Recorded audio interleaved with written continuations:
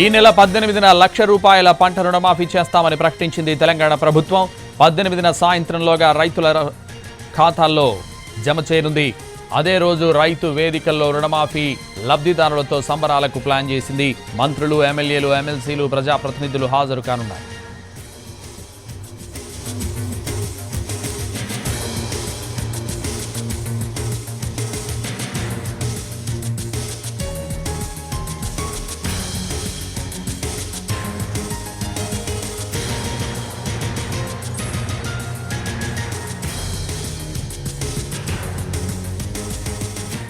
ఈ నెల 18న ₹1,00,000 పంట రుణమాఫీ చేస్తామని ప్రకటించింది తెలంగాణ ప్రభుత్వం. 18న సాయంత్రంలోగా రైతుల ఖాతాల్లో జమ చేయనుంది. రుణమాఫీ నిధులు పక్కదారి పట్టకుండా బ్యాంకర్లకు స్పష్టమైన ఆదేశాలు జారీ చేసింది ప్రభుత్వం. ఈ నెల 18న రైతు వేదికల్లో రుణమాఫీ లబ్ధిదారులతో సంబరాలకు ప్లాన్ చేసింది ప్రభుత్వం. ఇదే విషయానికి సంబంధించి మరింత సమాచారం మా ప్రతినిధి సుధీర్ లైవ్లో అందిస్తారు. సుధీర్, రేవంత్ రెడ్డి సర్కారు అనుకున్న దానికంటే ముందుగానే రైతు రుణమాఫీ చేసేందుకు ప్రయత్నాలు అయితే చేస్తుంది. ఆగస్టు 15 లోపు ₹2,00,000 రుణాలు తీసుకున్నారు. ఎవరైనా రైతులు ₹2,00,000 తీసుకుంటే వారికి రుణమాఫీ చేస్తామని చెప్పేసి సాధారణ ఎన్నికల సమయంలో ప్రకటించడం జరిగింది. అదేవిధంగా ప్రభుత్వంలోకి వచ్చిన తర్వాత ₹2,00,000 రుణమాఫీకి సంబంధించి పూర్తి స్థాయిలో విధి విధానాలను కూడా ప్రకటించడం జరిగింది. అయితే ఈ నెల 18 సాయంత్రం 5 గంటల లోపు కూడా ముందుగా ₹1,00,000 రుణమాఫీ చేయాలని చెప్పేసి తెలంగాణ ప్రభుత్వం నిర్ణయించింది. ఈ నిధులు ఎట్టి పరిస్థితుల్లో కూడా పక్కదారి పట్టకుండా ఉండేందుకు బ్యాంకర్లకు అన్ని రకాలుగా ఆదేశాలు జారీ చేసిన పరిస్థితి కనిపిస్తుంది.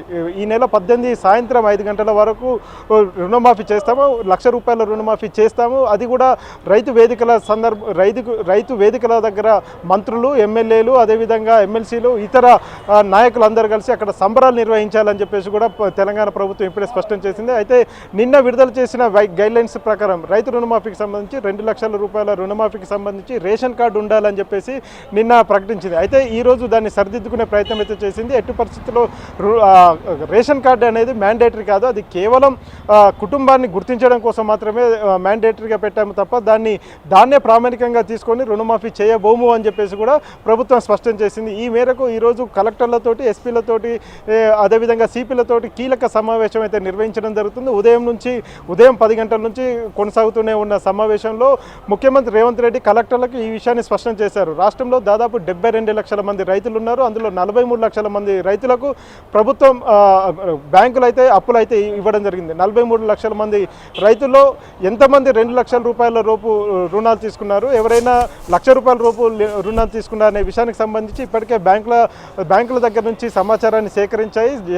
గ్రామీణ బ్యాంకులు కావచ్చు, సహకార బ్యాంకులు కావచ్చు, అదేవిధంగా ఏవైతే వాణిజ్య బ్యాంకులు ఉన్నాయో ఆ బ్యాంకుల దగ్గర నుంచి సమాచారం సేకరించాయి. ఇందుకోసం ₹2,00,000 రుణమాఫీ కోసం దాదాపు ₹31,000 కోట్ల తెలంగాణ ప్రభుత్వం సమకూర్చుకున్నట్టు కూడా తెలుస్తుంది. గతంలో టీఆర్ఎస్ ప్రభుత్వంలో దాదాపు ₹28 లక్షల మాత్రమే దీనికి రుణమాఫీకి కేటాయించినా కానీ అది విడతల వారీగా వాటిని ఖర్చు చేయడం జరిగింది. అంటే రుణమాఫీ అనేది విడతల వారీగా జరిగింది. గతంలో వారు చెప్పిన దాని ప్రకారం ₹1,00,000 రుణమాఫీకి సంబంధించి 25,000 ఒకసారి, 25,000 ఒకసారి, ఇలా 4 దఫాలుగా కూడా రుణమాఫీ చేశారు. కానీ ఇప్పుడు తెలంగాణ ప్రభుత్వం రేవంత్ రెడ్డి సర్కార్ మాత్రం దీన్ని 2 దఫాలుగా చేసే ప్రయత్నాలు ఉన్నట్టు కూడా తెలుస్తుంది. ఎందుకంటే ₹2,00,000 రుణమాఫీకి సంబంధించి మొదటగా ₹1,00,000 ఎవరైతే ₹1,00,000 మాత్రమే రుణమాఫీ 18వ తారీఖు, ఈ నెల 18వ తారీఖు, రాబోయే 2-3 రోజుల్లోనే ఇందుకు సంబంధించి పూర్తి స్థాయిలో రుణమాఫీ చేస్తున్నాము అని చెప్పేసి ₹1,00,000 సంబంధించి రుణమాఫీ చేస్తాం. ఆ తర్వాత ఆగస్టు 15 లోపు మిగతా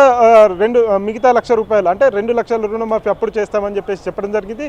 అయితే కుటుంబాన్ని యూనిట్గా తీసుకొని రుణమాఫీ చేస్తున్నట్టుగా కూడా తెలుస్తుంది. కుటుంబంలో ₹2,00,000 తీసుకున్న వారిని మాత్రమే రుణమాఫీ చేస్తాం. కుటుంబం మొత్తంలో ఎవరు తీసుకున్నా కానీ అందులో కేవలం మహిళలకు సంబంధించి మొదటగా మహిళల రుణమాఫీ చేస్తాం, ఆ తర్వాత మిగిలిన వారికి సంబంధించిన రుణమాఫీ చేస్తామని చెప్పేసి స్పష్టమైన గైడ్లైన్స్ 567 జీవో ప్రకారం తెలంగాణ ప్రభుత్వం స్పష్టం చేసింది. ఇది రైతులకు శుభవార్త అని కూడా చెప్పవచ్చు.